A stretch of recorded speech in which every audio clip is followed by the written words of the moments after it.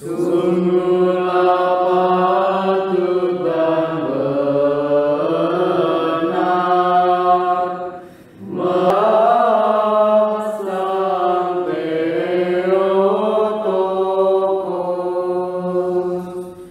yang selalu terberkati dan sangat termurni serta sama Bapa dan karena meskipun melalui baptisan kita telah diberikan kehidupan baru itu,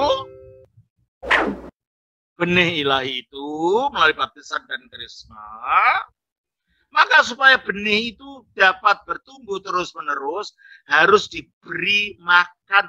Lah perjamuan kudus itu makannya itu yang membuat apa yang kita terima secara benih tadi makin bertumbuh. Doa, puasa, dan yang lain-lain itu adalah sarana kita menjaga apa yang kita terima di dalam perjamuan kudus tadi. Tujuannya apa? Mencapai kekudusan, manunggal dengan Kristus. Kenapa? Coba kita baca kembali kepada baptisannya dulu. Pada Roma pasal 6. Roma pasal 6 kita baca. Ayat yang ke-3 dan 4 tadi. Atau tidak tahukah kamu bahwa kita semua yang telah dibaptis dalam Kristus telah dibaptis dalam kematiannya? Ya. Dengan demikian, kita telah dikuburkan bersama-sama dengan Dia oleh baptisan dalam kematian, supaya sama seperti Kristus telah dibangkitkan dari antara orang mati oleh kemuliaan Bapa, demikian juga kita akan hidup dalam hidup yang baru. Ya, jadi baptisan itu menyatukan kita dengan kematian Kristus, dengan penguburan Kristus, dengan kebangkitan Kristus, sehingga di dalam kita menerima benih ilahi itu. Namanya benih perlu tumbuh. Makanya kita tumbuhkan melalui diberi makan rohani, yaitu makan roti dan anggur dalam perjamuan. Kita baca ayat 5. Sebab jika kita telah menjadi satu dengan apa yang sama dengan kematiannya. Apa itu? Kapan kita menjadi satu dengan apa yang sama dengan kematiannya? Ya, waktu dibaptis itu. Kita menjadi satu dengan apa yang sama dengan kematiannya, maka kita juga akan menjadi satu dengan apa yang sama dengan kebangkitannya. Berarti baptisan itu titik pijak untuk pada akhirnya kita berjalan menuju kepada kehidupan di akhir zaman itu. Jadi baptisan itu ada kaitannya dengan keselamatan, bukan tidak ada gitu loh. Jelas ya? Jelas. Teruskan ayat yang ke-7. Ke-5 ya? Ke-6. Ke-6 ya. Karena kita tahu bahwa manusia lama kita telah turut disalibkan, supaya tubuh dosa kita hilang kuasanya. Nah, karena baptisan itu merupakan misteri yang membuat kita manunggal dan kematian Kristus, maka ketika kita mati, yang mati apa? Yang mati manusia Adam kita ini dimatikan. Dengan demikian manusia kita lama kita mati, lalu yang muncul manusia baru yaitu manusia kebangkitan. Oleh karena itu Bapak Suci Yohanes Krisostomos mengatakan bahwa kolam baptisan itu adalah kuburan bagi manusia lama kita dan rahim bagi manusia baru kita.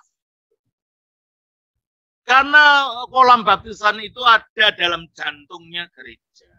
Maka beliau mengatakan bahwa kolam baptisan itu adalah rahimnya gereja. Berarti kalau kita dibaptiskan dan kita disatukan dengan tubuh, dengan gereja, gereja menjadi ibu kita yang melahirkan baru kita melalui sakramen. Oleh karena itu, Bapak Suci Kiprianus mengatakan demikian.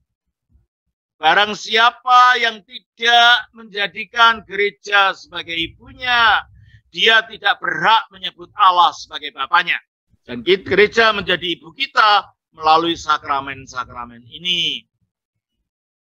Oleh karena itu, dalam setiap perjamuan kudus, itu ada dua bagian besar, yaitu pembacaan kitab suci, atau kalau dalam istilah gereja barat, ibadah sabda, lalu pembagian roti dan anggur.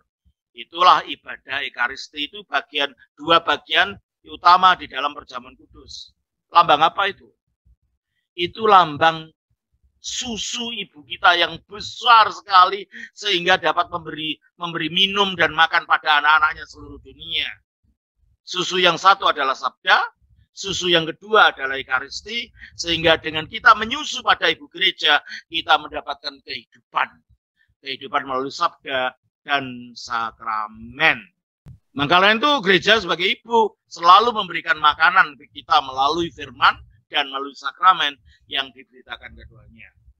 Banyak orang, ya terutama sesudah reformasi, menekankan lebih pada sabdanya saja. Ekaristinya diremehkan.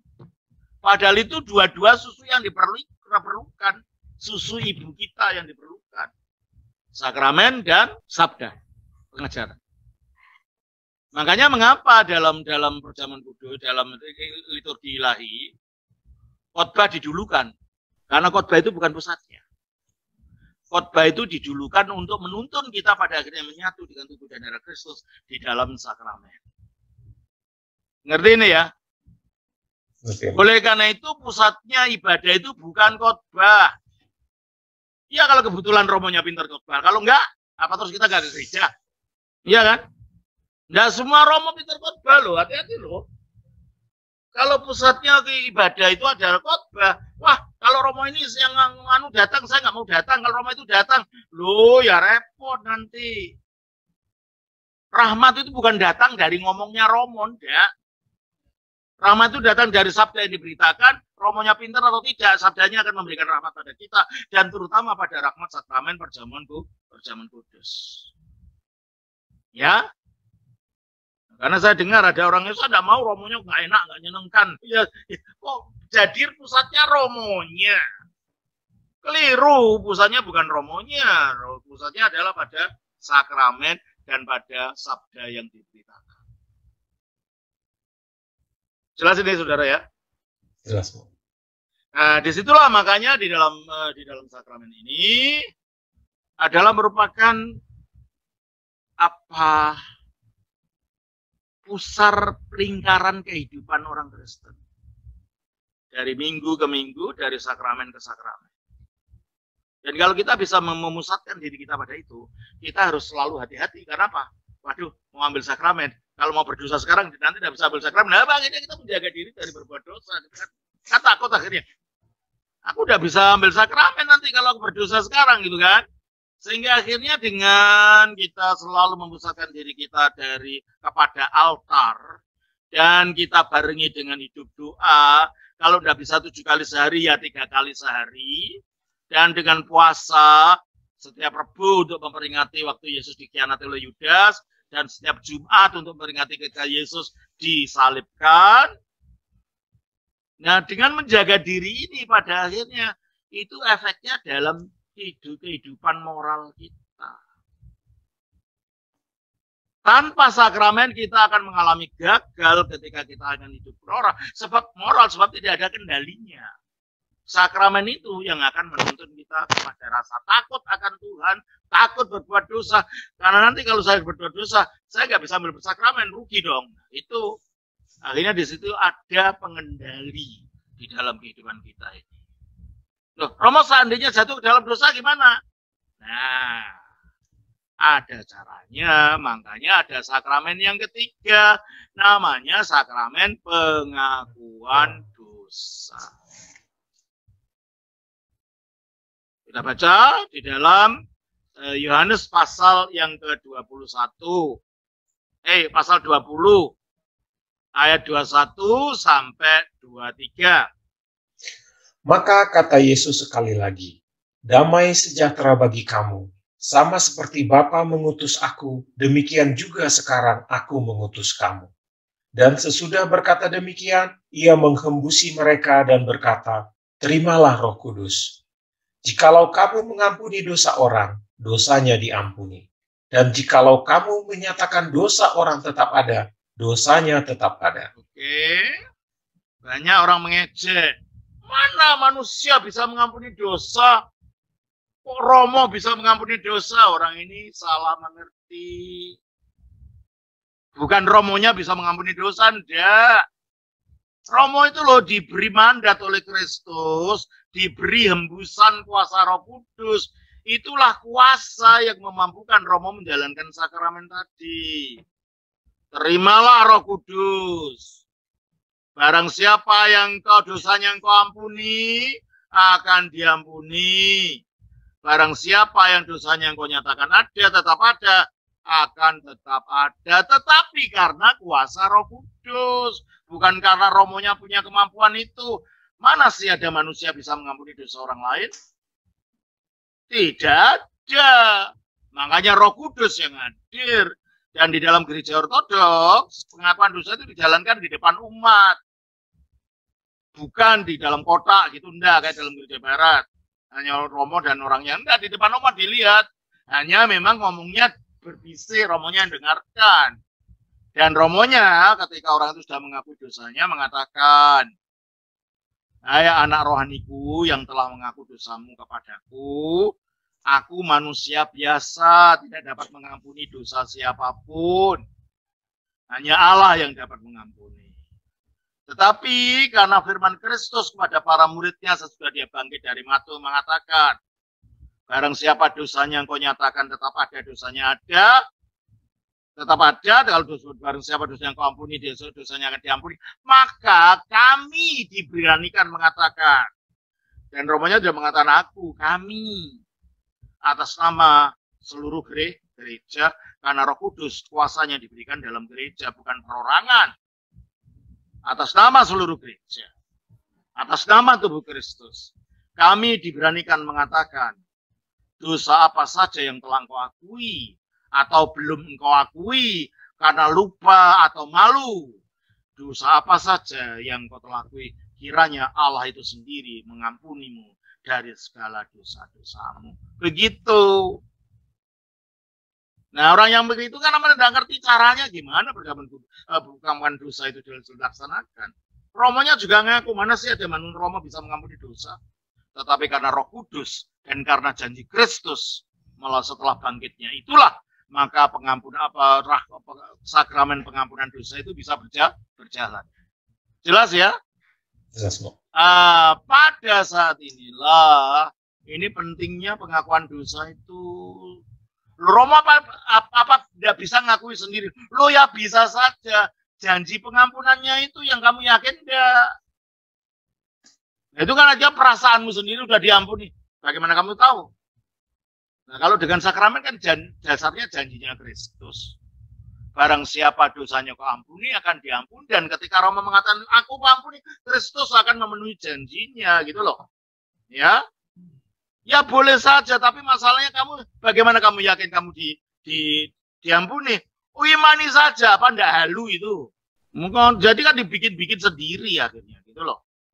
Jelas ya? Makanya setelah kita hidup dalam sakramen ini, dalam perjamuan kudus, dalam doa, ya, dalam usaha untuk mematikan manusia yang lama. Mematikan manusia yang lama apa? Hidup dalam terang. Coba kita baca Kolose pasal yang kedua. Ayat yang ke-9 dan 10. Sebab dalam dialah berdiam secara jasmania seluruh Kolose pasal 3. Ayat 9 dan 10. Jangan lagi kamu saling mendustai, karena kamu telah menanggalkan manusia lama serta kelakuannya. Kapan kita menanggalkan manusia lama? Kapan kita menanggalkan manusia lama? Waktu dibaptis. Jadi baptisan itu tidak pijak, jangan diremehkan itu. Pintunya untuk masuk pada pengalaman rohani dengan Allah. Coba baca lagi ayat yang pasal 3 ayat 9 ini. Jangan lagi kamu saling mendustai, karena kamu telah menanggalkan manusia lama serta kelakuannya.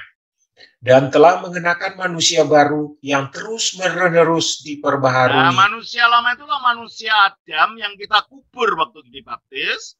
Manusia baru itulah manusia Kristus yang kita kenakan waktu kita keluar dari baptisan dengan menyatu dengan kehidupannya Kristus.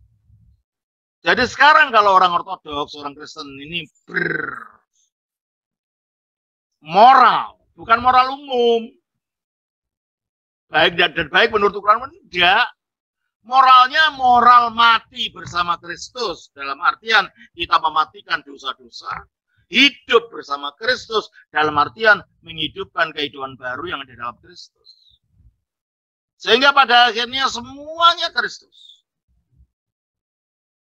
Semuanya Kristus. Karena apa? Itu tujuan akhir kita nanti. Baca lagi itu dari Kolose pasal 3 ayat 9 dan 10 tadi. Jangan lagi kamu saling mendustai, karena kamu telah menanggalkan manusia lama serta kelakuannya, dan telah mengenakan manusia baru yang terus-menerus diperbaharui untuk memperoleh. Manusia barunya itu bukan sekedar sekali selamanya, tidak. Terus-menerus diperbarui dalam arti terus-menerus kita mengerjakan keselamatan yang telah kita berikan tadi. Mengerjakan bukan berarti mengusahakan dengan amal kita mencari keselamatan, bukan. Mengerjakan dalam arti mengolah benih yang ada dalam diri kita ini. Coba kita baca di dalam 1 Yohanes 3 ayat 9 tadi.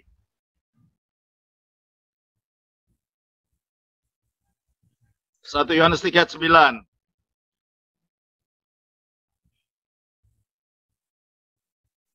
Setiap orang yang lahir dari Allah tidak berbuat dosa lagi, sebab benih ilahi tetap ada di dalam dia. Benih ilahi tetap ada dalam dia. Supaya benih ini tumbuh. Nah, kalau kita tanam benih jagung, kalau tumbuh jadi apa? Jadi jagung. Kalau kita menanam benih mangga, tumbuhnya jadi mangga. Kalau seorang bapak menanamkan benih manusia di dalam rahim seorang ibu, tumbuhnya apa? Ya manusia. Kalau kita ditanami benih ilahi dalam diri kita melalui lahir baru itu, ketika tumbuh jadi apa? Jadi seperti yang ilahi. Itulah tujuan kita diselamatkan. 2 Petrus 1 ayat 4. 2 Petrus 1 ayat 4. Dengan jalan itu, ia telah menganugerahkan kepada kita janji-janji yang berharga dan yang sangat besar, supaya olehnya kamu boleh mengambil bagian dalam kodrat ilahi. Nah, mengambil bagian dalam kodrat ilahi inilah tujuan akhir keselamatan. Dan semua orang mengharapkan itu saat nanti menyatu dengan Allah. Kalau orang kebatinan mengatakan manunggaling kawula Gusti, orang Sufi Islam juga begitu, orang Hindu juga mengatakan Atman menyatu dengan Brahman, nanti orang Buddha kembali ke Nirwana. Itu puncak kerinduan manusia dan itu dijawab dalam Injil.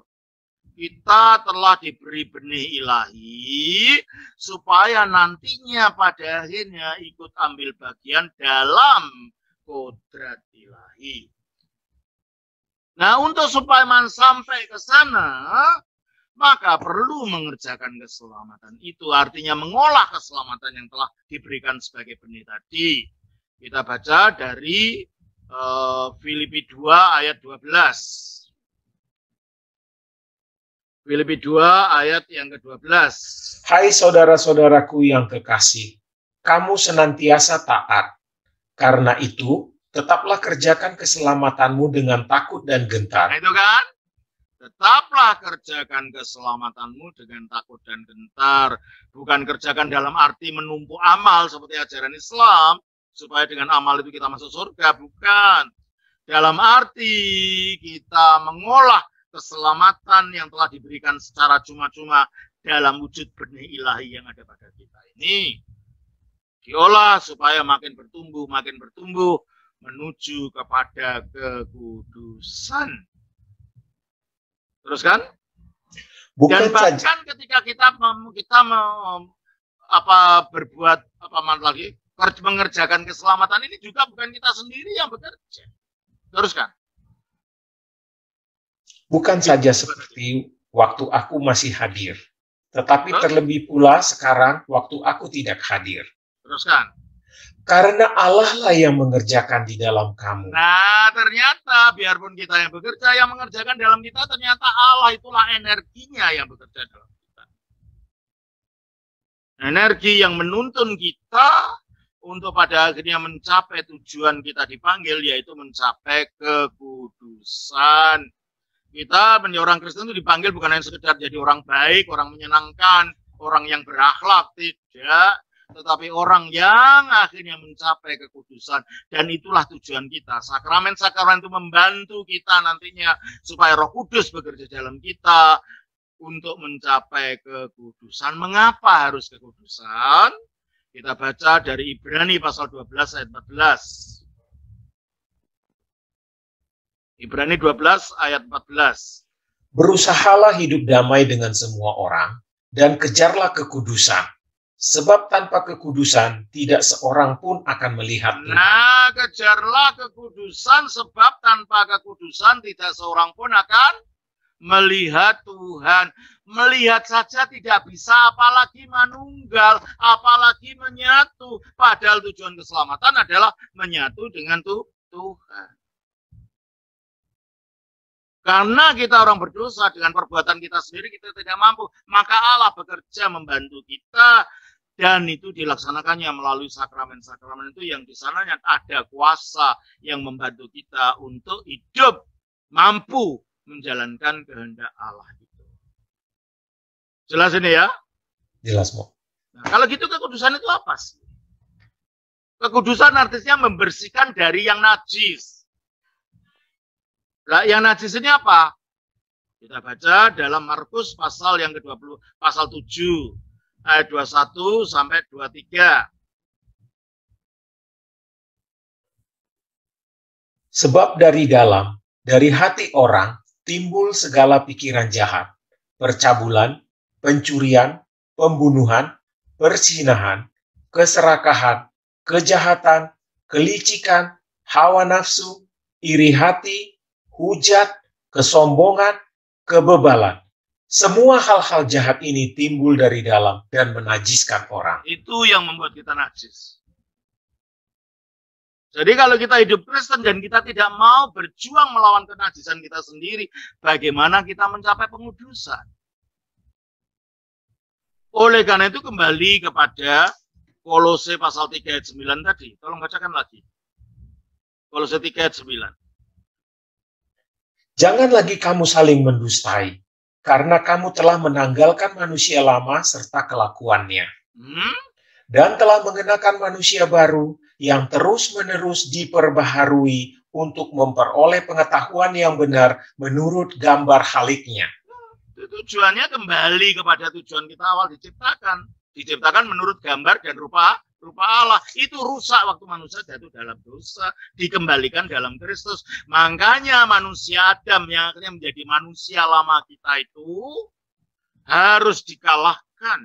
Supaya manusia baru, yaitu manusia Kristus, manusia kebangkitan, akibat kita menyatu dengan Kristus itu muncul di dalam diri kita. Gitu. Nah, manusia Adam atau manusia lama itulah manusia kedagingan yang sumbernya dari kedua-dua keinginan daging yang sumbernya dari dua tempat. Apa? Perut dan tetangga di bawah perut. Itu sumbernya segala macam hawa nafsu. Perut, apa akhirnya? Kerakusan, apa artinya? Ketamakan, apa akhirnya? Muncul yang lain-lain ini, egoisme dan lain-lain. Tetangga di bawah terperut, munculnya apa? Perzinahan, percabulan, dan macam-macam. Makanya kalau kita puasa di Ortodoks itu, dua titik ini kita kendalikan. Puasa dari makan, tapi juga puasa dari hubungan badan. Karena dua ini memang tempatnya munculnya keinginan-keinginan kedagingan ini. Makanya kalau supaya keinginan dagingan dilawan, ya dilawanlah fisiknya. Dengan puasa dan bukan menyiksa, bukan. Kita tidak boleh menyiksa tubuh, tetapi mengendalikan keinginan-keinginan tubuh. mengendalikan keinginan-keinginan kedagingan. Apa saja sih bentuknya keinginan kedagingan itu? Di samping yang sudah kita baca dalam Markus tadi, kita baca dalam Galatia pasal yang ke-5 ayat 19 sampai 21.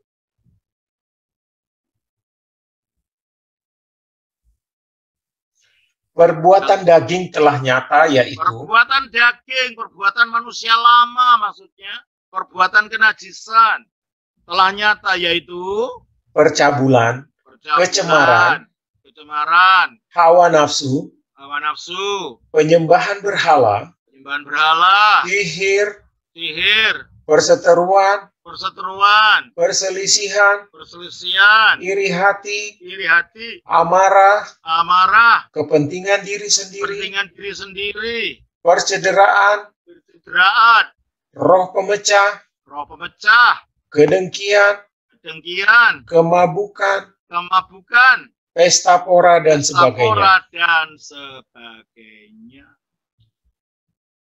Jadi kalau menjadi orang Kristen, kita harus berani mengatakan tidak pada keinginan-keinginan hawa nafsu ini.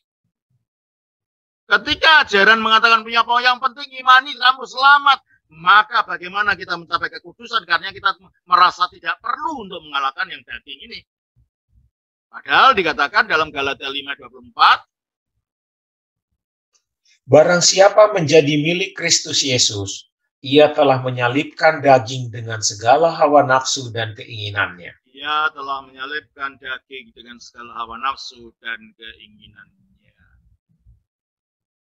Makanya hanya mengetahui secara teori tentang keselamatan, tentang Tritunggal, tentang itu, tetapi tidak ada praktek pengendalian diri, bagaimana itu bisa menghasilkan dampak pada diri. Itu akan menghasilkan dampak pada diri ketika dipraktekkan dalam kehidupan nyata, perlawanan terhadap hawa nafsu dan lain-lain. Bukan hanya perlawan, malah disuruh membunuh itu hawa nafsu. Kita baca di dalam Kolose pasal 5 ayat 3.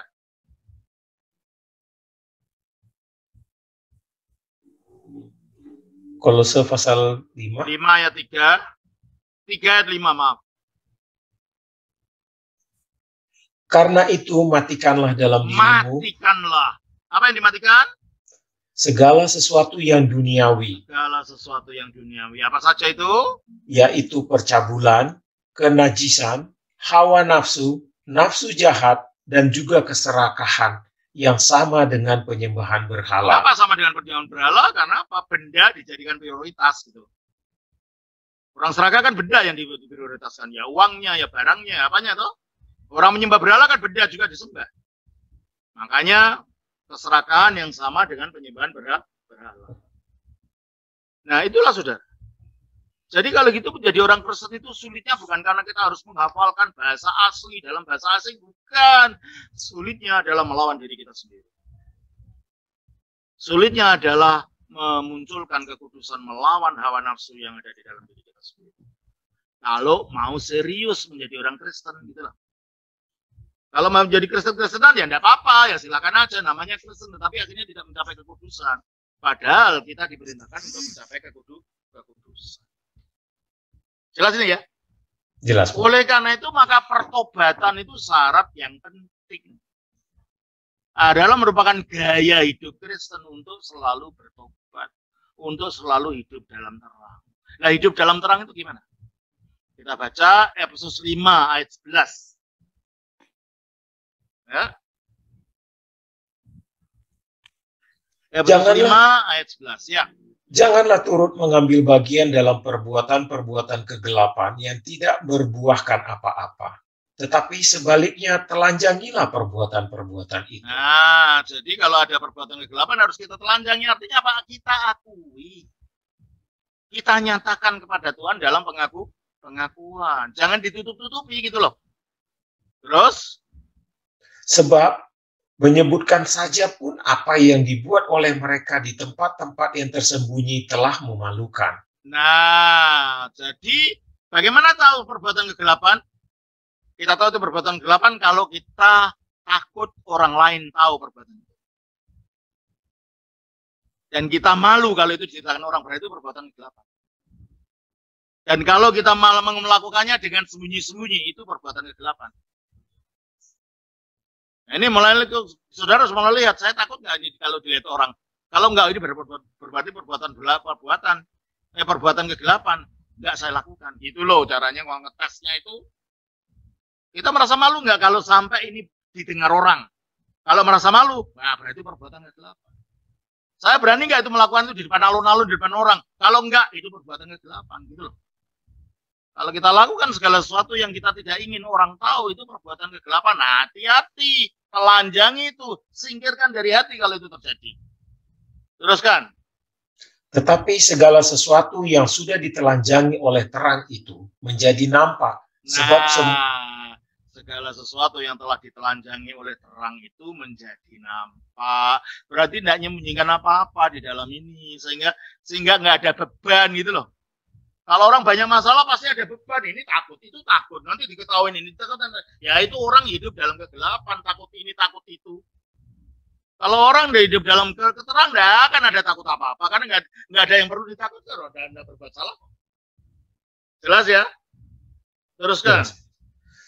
Sebab semua yang nampak adalah terang. Semua yang nampak terang. Itulah sebabnya mengapa perlunya pengakuan dosa. Nah, kalau kita enggak sama mengaku dosa pada Tuhan sendiri, iya berarti kamu hanya tahunya maunya tidak diketahui orang kan? Takut diterangkan, berarti kamu masih dalam kegelapan. Makanya pengakuan dosa itu penting karena membuka diri gitu loh. Ada orang lain yang tahu siapa romonya. Nah, romonya disumpah oleh uskup, tidak boleh cerita pada orang gitu loh. Jadi jangan takut kalau pengakuan dosa itu romo itu menyimpan banyak rahasia tapi tidak boleh cerita gitu. Ya memang itu sumpahnya seorang romo. Karena ingin membantu umat ini supaya mencapai pada kekudusan. Terus baca lagi. Itulah sebabnya dikatakan, bangunlah, hai kamu Terus? Hai kamu yang tidur, dan bangkitlah dari antara orang mati. Bangunlah kamu tidur, seenaknya saja hidupmu kamu buat sembrono, kamu itu tidur, kamu itu mati karena maunya di gelap-gelap. Ayo bangun. Tuh maksudnya. Kita baca lagi dalam 1 Yohanes 1 ayat 7 sampai 9. Tetapi jika kita hidup di dalam terang, bagaimana kita hidup dalam terang? Sama seperti dia ada di dalam terang. Sebentar. Ya, bagaimana kita hidup dalam terang? Jikalau kita tidak takut apa-apa, tidak ada beban. Karena tidak ada yang kita sembunyikan. Kalau kita masih ada sembunyikan takut ini, takut itu, kita masih hidup dalam gelap. Ya, kita tidak jujur pada diri kita sendiri, kita nggak jujur pada orang lain, kita nggak jujur pada Tuhan. Kita hidup dalam gelap karena banyak yang kita sembunyikan, gitu kan? Baca lagi ayat 7 itu. Tetapi jika kita hidup di dalam terang, sama seperti dia ada di dalam terang, maka kita beroleh persekutuan seorang dengan yang lain. Ya tentunya lah, kalau kita dalam terang, tidak ada benci sana, tidak ada dendam sini, tidak ada menyimpan jengkel sana, tidak ada, ya akhirnya bersekutu, gitu loh. Akhirnya mengasihi satu dengan yang lain. Lah kalau begitu banyak yang disimpan dalam hati, banyak kegelapan-kegelapan tersimpan dalam hati, gimana bisa bersekutu dengan yang lain? Ya tidak bisa lah. Makanya kita perlu berjalan dalam terang, artinya kita tidak menyimpan rasa marah, rasa jengkel, rasa dendam, rasa iri, rasa fitnah, rasa hasut. Kita buang dari hati kita. Sehingga kita tenang, sehingga kita kalau bersahabat juga tulus, kalau bersaudara dengan penuh-penuh cinta kasih, gitu kan. Teruskan ayat 8. Jika kita berkata bahwa kita tidak berdosa, maka kita menipu diri kita sendiri. Nah itu bohong. Kalau maksud saya tidak ada dosanya, lo Romo ngakui gimana lo? Kamu nggak pernah iri sama orang. Itu sudah dosa. Kamu nggak pernah rasa jengkel sama orang. Gimana kamu katakan kamu tidak punya dosa? Maka dikatakan, apalagi baca lagi itu ayat 8 itu. Jika kita berkata bahwa kita tidak berdosa, maka kita menipu diri kita sendiri. Ya, kita menipu. Karena bohong. Sudah tahu saya benci orang. sudah tahu saya suka sombong, sudah tahu saya suka merendahkan orang, kok enggak punya dosa gimana? Memang merendahkan orang itu bukan dosa. Memang merasa sombong, merasa dirinya lebih pandai, lebih pintar, bukan dosa. Sama saja itu dosa. Mengingini juga, mengingini orang lain, itu dosa. Maka kalau kita mengatakan aku udah pernah buat dosa, kamu bohong, kamu nggak jujur pada dirimu sendiri. Ya, baca lagi ayat itu. Jika kita berkata bahwa kita tidak berdosa, maka kita menipu diri kita sendiri dan kebenaran tidak ada di dalam kita. Ya, karena pada dirinya sendiri aja bohong, apalagi dengan orang lain. Di mana ada kebenaran orang kayak gini? Nggak jujur pada dirinya sendiri, apalagi pada orang lain. Terus? Jika kita mengaku dosa kita, jika kita mengaku dosa kita, lah dia hidup dalam terang itu mengaku dosa ini. Terus? Maka ia adalah setia dan adil, sehingga ia akan mengampuni segala dosa kita. Nah, akui dosa-dosa itu, buka diri kita kepada Allah. Dan akhirnya ada Bapak Rohani, ada Romo yang akan membimbing. Itulah perlunya Romo mendengar, mengetahui supaya tahu masalahnya umatnya ini apa sih, kelemahannya di mana sih, supaya bisa dibimbing menuju ke tujuan kehidupan yang benar. Itu loh tujuannya pengakuan dosa itu gitu ya. Untuk keperluan kita sendiri. Jadi perjamuan kudus itu efeknya juga akan membentuk tingkah laku kita. Dan pengakuan dosa itu menghentikan tingkah laku yang buruk, memunculkan tingkah laku yang baik. Di samping kita jadi damai dengan Allah, damai dengan diri sendiri, dan damai dengan sesama kita. Sehingga kita rela ketika kita mengambil lagi tubuh dan darah Kristus, tidak ada tuduhan-tuduhan hati nurani. Makanya sakramen itu penting sekali, karena itu nanti efeknya kepada perbuatan tingkah laku kita menuju kepada pengudusan. Kalau nggak ada sakramen ya terserah-serah kita, hidup kita tidak terstruktur secara rohani. Maka dengan adanya sakramen ini kita terstruktur. Oh, saya mau pengakuan dosa besok. So, aku punya dosa ini, aku akui kepada Tuhan. Oh, aku mau ambil perjamuan kudus, aku harus hati-hati. Ini jadi ada strukturnya gitu loh. Kalau enggak, suka-suka gitu kan. Ngaku dosa nggak apa-apa, nggak perjamuan kudus nggak apa-apa, ya sudah, kamu tidak akan mencapai pengudusan. Semua sakramen-sakramen ini diberikan untuk kita dapat berjalan mengarah kepada kekudusan tadi. Ya, memang kalau kita lihat daftar tentang dosa, itu selalu dimulainya dengan percabulan atau zina. Selalu dimulai. Karena itu paling mudah jatuh ke situ. Coba kita baca di dalam 1 Korintus 6 ayat 9. 1 Korintus 6 ayat 9. Atau tidak tahukah kamu bahwa orang-orang yang tidak adil tidak akan mendapat bagian dalam kerajaan Allah? Terus? Janganlah sesat. Orang cabul. Cabul disebut nomor 1. Galatia 5 ayat 19.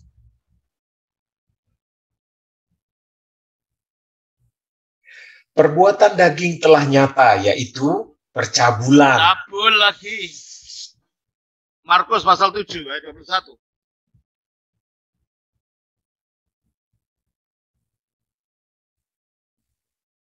Sebab dari dalam, dari hati orang, telah timbul pikiran jahat, percabulan. Percabulan lagi. Kenapa itu disebut nomor 1 selalu?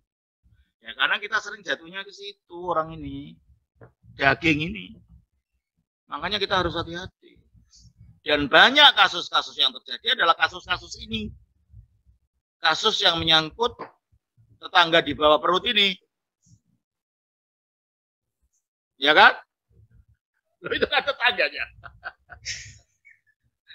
Itu yang paling nakal itu. Maunya kesana kemari aja terus. Kalau kita tidak kendalikan itu. Gitu loh. Jelas ya? Kita baca juga Roma 1, ayatnya 24. Karena itu Allah menyerahkan mereka kepada keinginan hati mereka akan kecemaran, sehingga mereka saling mencemarkan tubuh mereka. Sebab mereka menggantikan kebenaran Allah dengan dusta dan memuja dan menyembah makhluk dengan melupakan penciptanya yang harus dipuji selama-lamanya. Amin. Terus? Karena itu Allah menyerahkan mereka kepada hawa nafsu yang memalukan.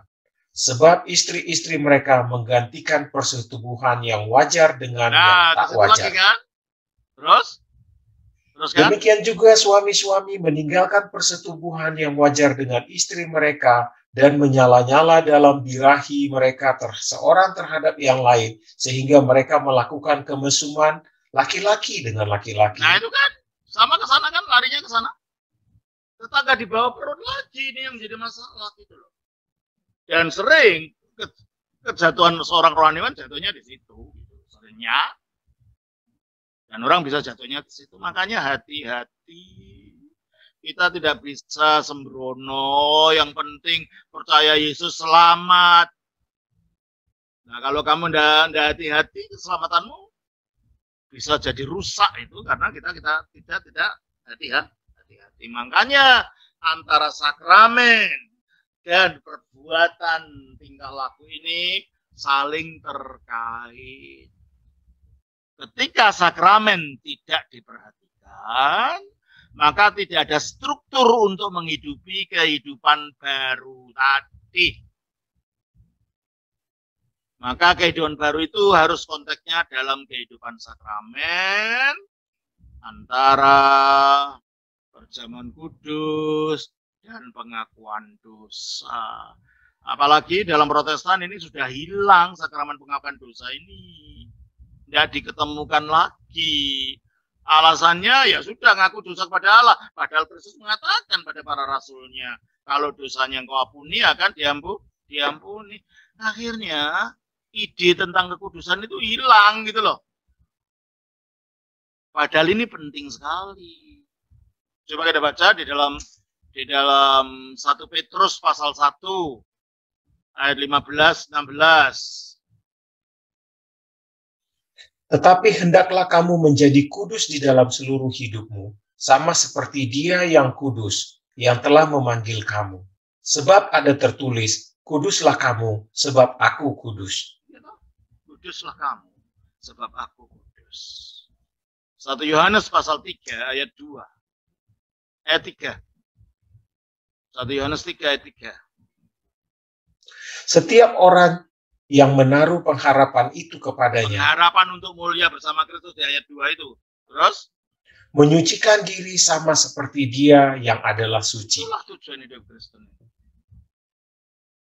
Setiap orang yang mengharapkan itu padanya menyucikan diri sebagaimana Dia adalah suci. Jadi ini bukan moralisme ya.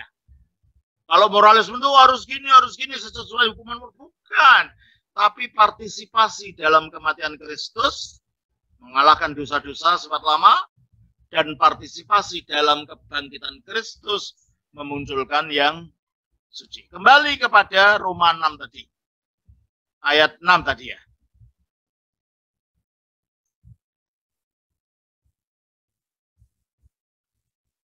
Roma 6 ayat 6 atau karena kita tahu bahwa manusia lama telah turut disalibkan supaya tubuh dosa kita hilang kuasanya. Ya, manusia lama kita disalibkan supaya tubuh dosa ini hilang kuasanya. Dalam baptisan, tetapi harus dijalani, dihidupi itu tadi. Melalui pengakuan dosa, melalui ketambil bagian sakramen perjamuan kudus, dan di situ baru lemah gitu. Kekuatan hawa nafsu itu makin melemah gitu loh.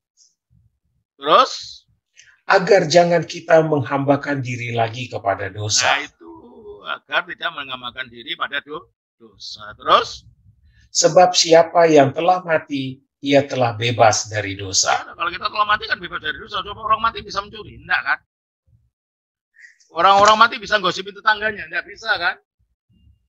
Orang yang mati bebas dari dosa. Nah, kalau manusia lama itu dimatikan, kita tidak ada kesempatan gosipin tetangga, mengingini milik tetangga, enggak ada. Karena manusia lama dimatikan gitu loh. Jadi moral kekristenan bukan moralistis ya, bukan moralisme, tetapi hidup di dalam Kristus gitu loh. Mengitu prinsip mati bersama Kristus dan hidup bersama Kristus. Itu prinsip yang harus kita ingat-ingat terus. Makanya tidak bisa dikatakan pokoknya berbuat baik. Enggak, bukan perbuatan baik bagi kita. Perbuatan baik tidak menyelamatkan siapa-siapa, menyatu dengan Kristus. Menyatu dengan kematiannya sehingga hawa nafsu dikalahkan, menyatu dengan kehidupannya sehingga hidup baru dinyatakan. Jadi bukan perbuatan baik, dampak dari penyatuan dengan Kristus. Makanya kita orang Kristen tidak berbicara tentang berbuat baik itu pada dirinya sendiri. Berbuat baik sebagai akibat menyatu dengan Kristus, sebagai akibat rahmat sakramen yang telah kita terima. Teruskan. Jadi, jika kita telah mati dengan Kristus, kita percaya bahwa kita akan hidup juga dengan Dia. Kapan kita mati dengan Kristus? Waktu baptisan. Bisa. Kita akan percaya hidup dengan Kristus. Ya nanti efeknya nanti kalau kita menghidupi apa yang sudah kita terima dari Kristus ini. Terus? Karena kita tahu bahwa Kristus sesudah Ia bangkit dari antara orang mati, tidak mati lagi. Maut tidak berkuasa lagi atas Dia. Ya, terus? Sebab kematiannya adalah kematian terhadap dosa. Satu kali dan untuk selama-lamanya. Ya, sekali dan untuk selamanya. Terus? Dan kehidupannya adalah kehidupan bagi Allah. Nah, sekarang setelah hidup kembali, dia tinggal di sebelah kanan Bapa, hidup bagi Allah, bukan untuk siapa-siapa. Terus? Demikianlah hendaknya kamu memandangnya. Nah, kalau itulah yang dilakukan Kristus dalam mati dan bangkitnya, demikianlah kamu hendak memandang dirimu. Sebab melalui baptisan kamu disatukan pada peristiwa yang sama itu. Teruskan?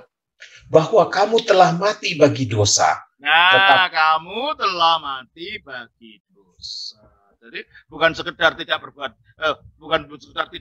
jahat, ya memang mati bagi dosa. Terus? Tetapi kamu hidup bagi Allah dalam Kristus Yesus. Hidup bagi Allah di dalam Kristus Yesus. Nah, ini prinsip hidup Kristen harus itu. Jangan menggunakan prinsip orang-orang duniawi. Pokoknya baik, berbuat baik, bukan itu. Mati bersama Kristus atau tidak? Hidup bersama Kristus atau tidak? Itu prinsipnya. Dan itu dimulai dari baptisan tadi. Teruskan? Sebab itu, hendaklah dosa jangan berkuasa lagi di dalam tubuhmu yang fana. Ya, supaya karena kamu sudah mati bersama Kristus, di mana dosa dimatikan, ya jangan dosa berkuasa lagi dalam dirimu. Artinya, jangan manusia lama itu menguasai kita, gitu loh. Terus? Supaya kamu jangan lagi menuruti keinginannya. Supaya kamu jangan lagi menuruti keinginan dosa itu. Lah, keinginan dosa itu apa? Ya sudah kita baca berkali-kali tadi, gitu loh. Terus? Dan janganlah kamu menyerahkan anggota-anggota tubuhmu kepada dosa untuk dipakai. Janganlah menyerahkan anggota tubuhmu pada dosa. Matanya dibuat untuk mentelengi orang, menandakan kesombongan. Mulutnya, lidahnya dibuat untuk ngomongin orang, nyinyirin orang. Telinganya dibuat untuk mendengarkan gosip-gosip orang dan seterusnya. Jangan serahkan anggota tubuhmu itu lagi, karena tubuh ini kuasanya sudah dimatikan melalui baptisan gitu. Teruskan. Tetapi serahkanlah dirimu kepada Allah sebagai orang-orang. Tubuh ini untuk Allah, untuk pekerjaan apa? Kebenaran. Matanya bukan dilihat nyalang lihat orang, matanya dibuat baca kitab suci, matanya dibuat untuk melihat ikon, matanya ya gitu-gitu. Telinganya dibuat mendengarkan ajaran-ajaran, mendengarkan bacaan kitab suci, mendengarkan kidung-kidung. Lidahnya dibuat untuk memuji, lidahnya dibuat untuk menghibur orang, dan seterusnya. Akhirnya tubuh ini diserahkan kepada Tuhan. Terus? Yang dahulu mati, tetapi yang sekarang hidup. Dan serahkanlah anggota-anggota tubuhmu kepada Allah untuk menjadi senjata-senjata kebenaran. Tubuh sekarang menjadi senjata kebenaran. Terus? Sebab kamu tidak akan dikuasai lagi oleh dosa, karena kamu tidak berada di bawah hukum Taurat, tetapi di bawah kasih karunia. Kasih karunia, hukum Taurat hanya memerintah, tidak bisa memberi kekuatan. Kalau kasih karunia memberi kekuatan yang dikatakan dalam Filipi tadi, karena Allah lah yang bekerja di dalam kamu, baik kemauan maupun perbuatan. Inilah kasih karunia yang bekerja itu. Kalau hukum Taurat hanya merintah, harus ini, tidak boleh itu, jangan ini, jangan itu, gitu. Nggak bisa berbuat apa-apa. Maka kita hidupnya bukan di dalam Taurat, tetapi di bawah kasih karunia. Terus. Kemana mau? Ayat 9 ya? 15 sekarang. 15, saudara, teruskan. Jadi bagaimana? Apakah kita akan berbuat dosa karena kita tidak berada di bawah hukum Taurat, tetapi di bawah kasih karunia? Sekali-kali tidak. Apakah kamu tidak tahu bahwa apabila kamu menyerahkan dirimu kepada seseorang sebagai hamba untuk mentaatinya, kamu adalah hamba orang itu yang harus kamu taati. Kalau kita sekarang sudah dalam Kristus, mentang-mentang tidak ada hukumnya katanya, tidak ada larangan dari Taurat, maka kita boleh sewenang-wenang. Enggak, kamu sekarang hidup di dalam kasih karunia. Kasih karunia itu memberikan pembaruan dari dalam, gitu loh. Mana mungkin kamu menyerahkan pada dosa? Sebab kalau kamu menyerahkan pada dosa, kepada siapa kamu tunduk, itu jadi tuanmu. Kamu jadi budaknya dosa. Padahal kasih karunia itu melepaskan kamu dari dosa, gitu loh. Teruskan. Baik dalam dosa yang memimpin kamu kepada kematian, maupun dalam ketaatan yang memimpin kamu kepada kebenaran, tetapi syukurlah kepada Allah. Dahulu memang kamu hamba dosa, tetapi sekarang kamu dengan segenap hati telah mentaati pengajaran yang telah diteruskan kepadamu. Dahulu kamu hamba dosa, sekarang dengan sepenuh hati mentaati pengajaran. Berarti pengajaran Injil itu penting sekali menuntun kita kepada pengudusan. Teruskan. Kamu telah dimerdekakan dari dosa dan menjadi hamba kebenaran. Nah, kamu dimerdekakan dari dosa. Kenapa? Kita menyatu dengan kemenangan Kristus yang mati di atas salib mengalahkan dosa. Di situ kemerdekaan itu mulai awalnya terjadi. Terus? Aku mengatakan hal ini secara manusia karena kelemahan kamu. Sebab sama seperti kamu telah menyerahkan anggota-anggota tubuhmu menjadi hamba kecemaran dan kedurhakaan. Itu tadinya begitu. Menyerahkan tubuh kita untuk hamba kecemaran. Terus? Yang membawa kamu kepada kedurhakaan. Demikian hal kamu sekarang harus menyerahkan anggota-anggota tubuhmu menjadi hamba kebenaran yang membawa kamu kepada pengudusan. Nah itu arahnya kepada pengudusan diri. Tadi tubuh kita, lidah kita, mulut kita, tangan kita, alat kelamin kita, kaki kita serahkan pada keinginan-keinginan dosa yang membawa kepada kecemaran. Sekarang kita cegah itu, kita serahkan semuanya itu untuk Tuhan. Kalau yang menikah ya setia pada pasangannya, kalau enggak ya sudah rela untuk hidup selibat demi Tuhan. Jangan mentang-mentang dan menikah akhirnya digunakan untuk seenaknya, lari ke sana kemari. Apa gunanya gitu loh. Nah, karena kita dipanggil untuk menuju kepada kekudusan. Dan kekudusan itu arahnya nanti menuju kepada penyatuan dengan Allah. Jadi itulah efek daripada sakramen dan perbuatan dan tingkah laku Kristen yang benar. Jelas ya, Bapak Ibu ya? Jelas, Mo. Ya, nanti ada kelanjutannya sih, tapi ini dasarnya dulu. Suatu saat kita lanjutkan lagi pelajaran ini mengenai bagaimana mengendalikan hati dan lain-lain. Tapi yang penting sekarang sudah tahu bahwa sakramen itu penting sekali, doa itu penting sekali, puasa itu penting sekali, pengendalian buah badan ini penting sekali. 1 Korintus 9 ayat 27 coba kita baca.